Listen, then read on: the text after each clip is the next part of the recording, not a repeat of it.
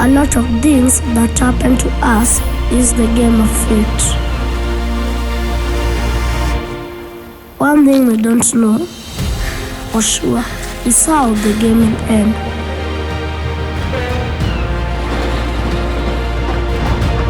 However, people in the world only need one thing, and that is happiness.